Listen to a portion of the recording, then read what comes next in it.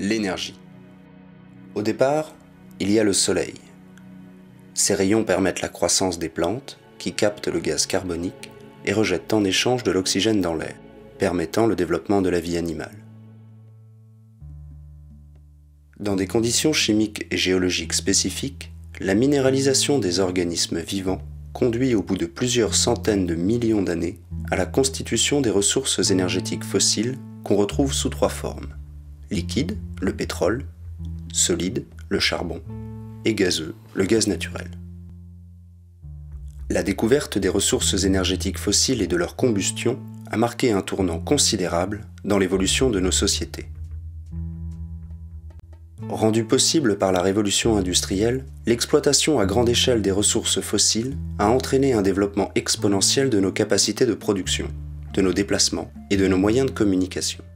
Jour après jour, les sociétés industrialisées sont ainsi devenues de plus en plus dépendantes vis-à-vis de cette énergie, alors peu chère et abondante. Aujourd'hui, l'énergie est partout et structure nos sociétés, et la consommation mondiale en énergie ne cesse d'augmenter alors que les ressources fossiles encore disponibles s'amenuisent.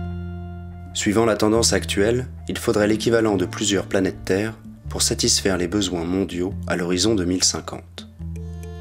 Autrement dit, en l'espace d'à peine 200 ans, l'humanité aura épuisé ce que la nature aura mis des millions d'années à constituer.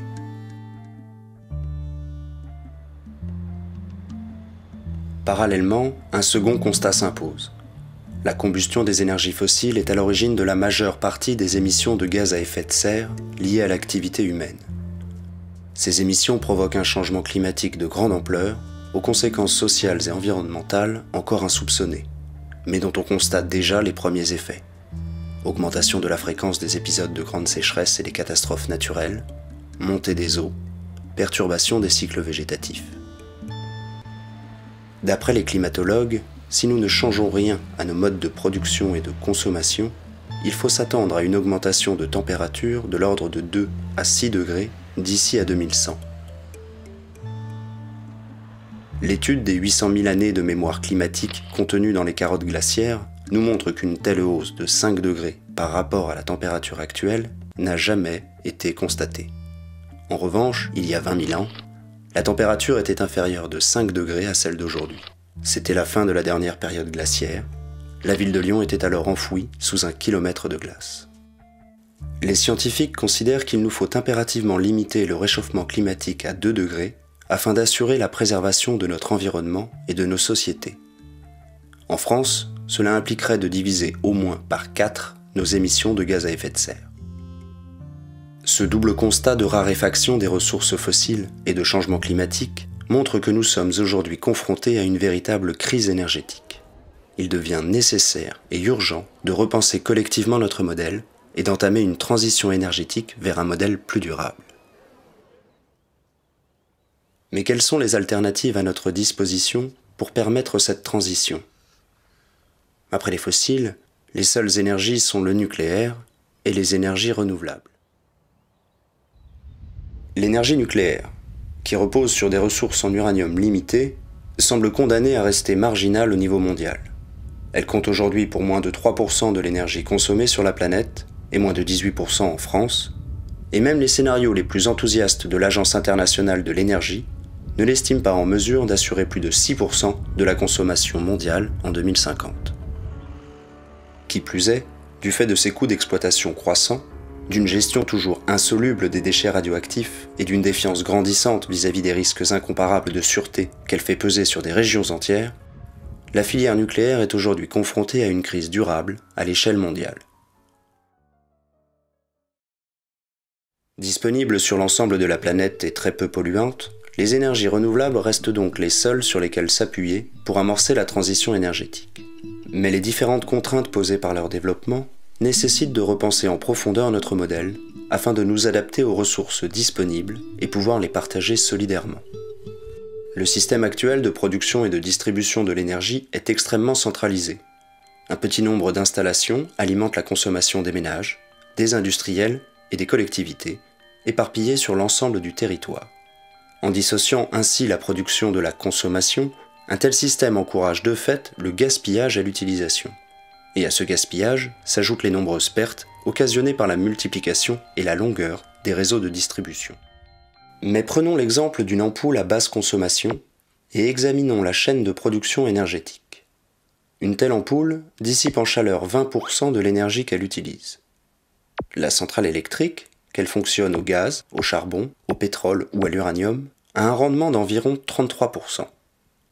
Autrement dit, 2/3 de l'énergie brute est finalement perdue au cours de sa transformation en électricité. Si on ajoute à cela les consommations d'énergie liées aux activités préalables d'extraction et de transport des combustibles jusqu'à la centrale, ainsi que les pertes liées au transport de l'électricité, au final, lorsque nous avons besoin d'1 kWh d'énergie utile pour nous éclairer, nous consommons globalement 5 kWh, soit 5 fois plus d'énergie. Au-delà de cet exemple, on estime que dans l'ensemble, les pertes liées à notre modèle énergétique centralisé représentent 2/3 des énergies fossiles consommées. En reconnectant la production et la consommation, un système énergétique décentralisé permettrait de limiter en grande partie ces pertes. Mais cela suppose de rompre avec notre logique de production d'énergie tous azimuts pour coller au plus près de nos besoins réels. Et charge à nous d'utiliser le moins d'énergie possible pour les assouvir. Le gisement d'énergie le plus important à notre disposition réside finalement dans les économies que nous pouvons réaliser tout au long de la chaîne. Cette démarche est parfaitement illustrée par le triptyque proposé par l'association Négawatt.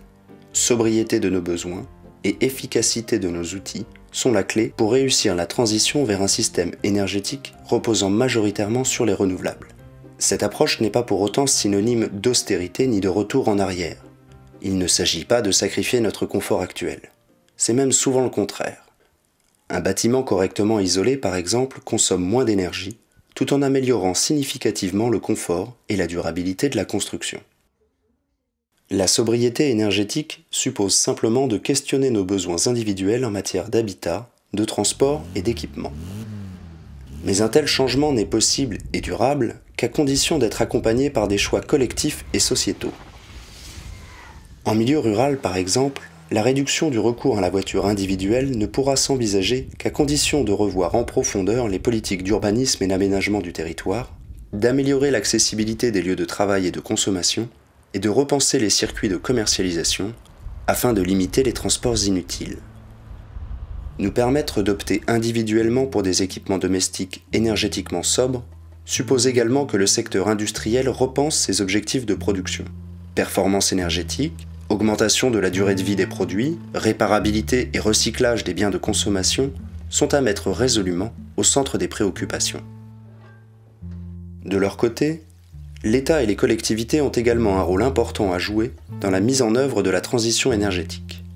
Incitations économiques, politiques tarifaires et réglementations sont autant de leviers à actionner pour accompagner l'émergence d'une société plus sobre, plus solidaire et utilisant efficacement les ressources énergétiques à sa disposition.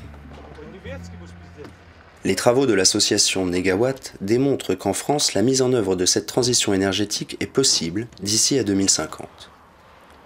Au Danemark ou en Allemagne, cette transition est déjà largement entamée et bénéficie du soutien de l'ensemble des acteurs publics, privés, individuels et collectifs. Et au rythme actuel, les besoins énergétiques danois sont en passe d'être couverts à 100% par les énergies renouvelables à horizon 2050.